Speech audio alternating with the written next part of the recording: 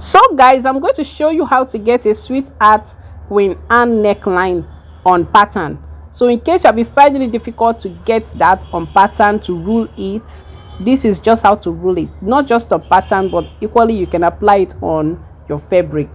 Okay, so the first thing I'm doing before that is I'm getting the blocks. That is the basic blocks for this particular pattern work.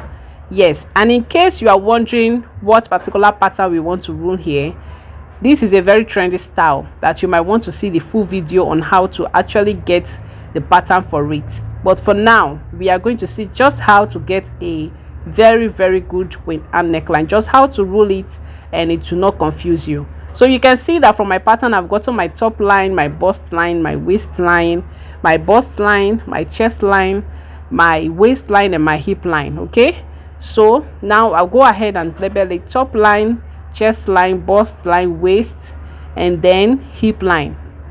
So now that I'm through with this labeling, the next thing I'll do is to get the length of this dress. Actually, this particular dress, I'm cutting it on pattern. Everything is strictly pattern, not freehand. So this is the length of my dress, and that is the hem point.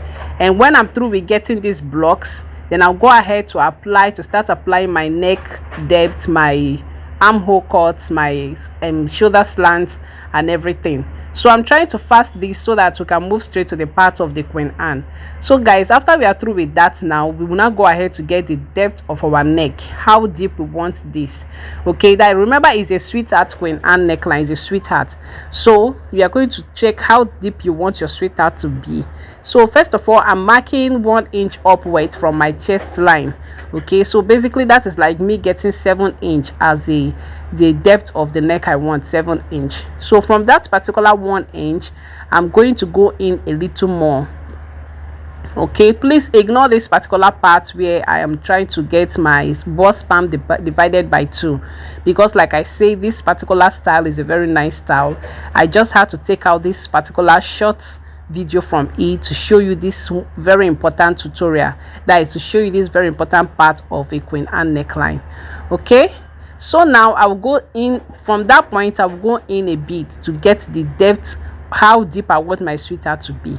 So can you see how I'm placing my curve? Once I placed it to have that sweetheart look, I'll go ahead and curve it.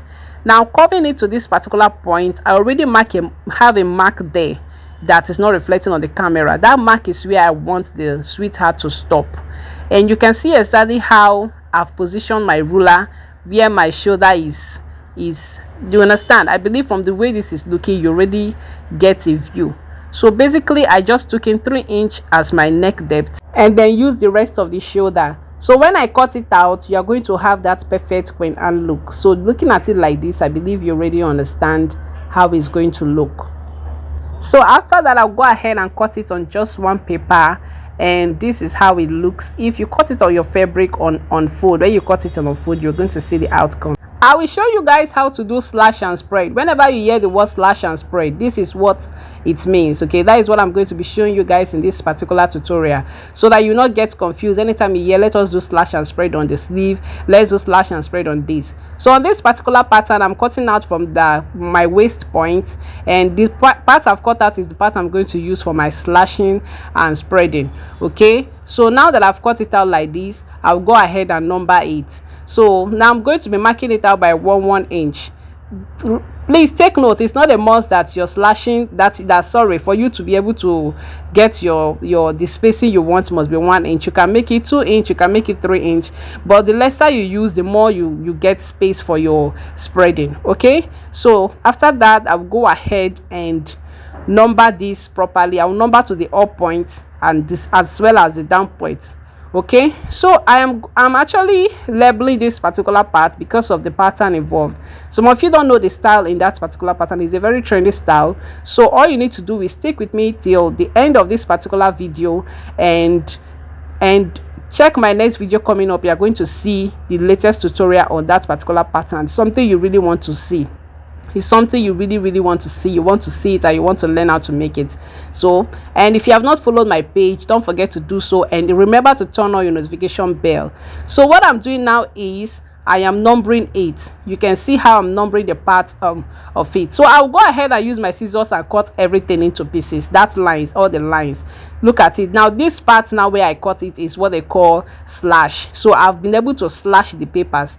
So please take note, every slash must not be cut into pieces like this. Some slashes you can actually cut it to the tip, like to the tip of the end where you will stop there, so that you can be able to expand it. Okay, slashes that involve sleeve, making of flared sleeve or anything circle or something, you might not need to slash everything open like this. So but this one is because of the style involved. We're actually making a gather with this, a very stylish one of that. So that is why I have to open everything up. So now the spreading part is the part where you now begin to spread it open, like to get the fullness you want. So the essence of slash and spread is to get fullness for a particular design. Wherever point you want it to appear, you get fullness. It's set very well, and it's usually done on pattern.